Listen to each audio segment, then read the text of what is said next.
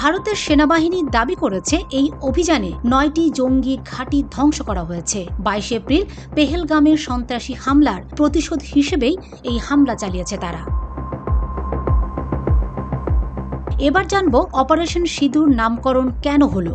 সংবাদ মাধ্যম এনডিটিভি জানিয়েছে, সিঁদুর হিন্দু বিবাহিত নারীর মঙ্গল ও স্বামীর দীর্ঘায়ুর প্রতীক। পেহেলগামে হামলায় যেসব নারী চোখের সামনে তাদের স্বামীকে হারিয়েছে, তাদের কপালের সিঁদুর মুছে গেছে সেদিন। সেই শোক ও রক্তক্ষয়ী বাস্তবতাকে সামনে এনে ভারতীয় সেনাবাহিনী এই অভিযানের নামকরণ করেছে সিঁদুর। এটি কেবল প্রতিশোধের প্রতীক নয়, বরং দেশের নারীদের অপমানের জবাবও। সামরিক বিশ্লেষকদের মতে এই নাম ভারতের সাংস্কৃতিক পরিচয়, প্রতিশোধ স্পৃহা ও জাতীয় গৌরবের বহিঃপ্রকাশ।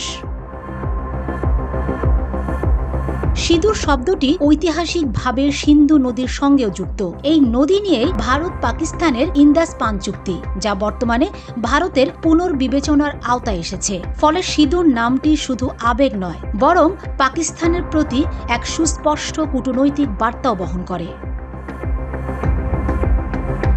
ভারত জানিয়েছে, এই অভিযান ছিল নির্দিষ্ট লক্ষ্যভিত্তিক ও উত্তেজনা এড়ানোর মতো পরিমিত প্রতিক্রিয়া। পাকিস্তানের সামরিক স্থাপনায় হামলা চালানো হয়নি, কিন্তু পাকিস্তানের সংবাদ মাধ্যম দাবি করেছে বাহাওয়ালপুর ও মুজাফফরবাদে হামলায় বেসামরিক ক্ষয়ক্ষতি হয়েছে, যার সত্যতা নিশ্চিত হয়নি।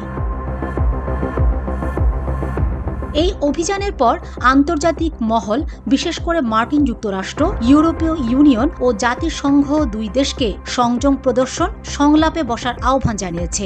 ইরান মধ্যস্থতার প্রস্তাবও দিয়েছে। ভারতীয় বিশ্লেষকরা বলছেন, অপারেশন সিঁদুর ভারতের পক্ষ থেকে সন্ত্রাসবাদের বিরুদ্ধে একটি আবেগঘন, কৌশলগত ও সাংস্কৃতিক বার্তা। এটি একদিকে শহীদদের স্ত্রীদের সম্মান জানায়, অন্যদিকে শত্রুকে স্পষ্ট করে দেয় যে ভারত তার নাগরিকদের হত্যার জবাব দিতে পিছপা নয়। তবে এই ঘটনার পর উপমহাদেশের শান্তি ও স্থিতিশীলতা কতটা বজায় থাকবে তা সময় বলে দিবে। Fatema Shilu, GTV news.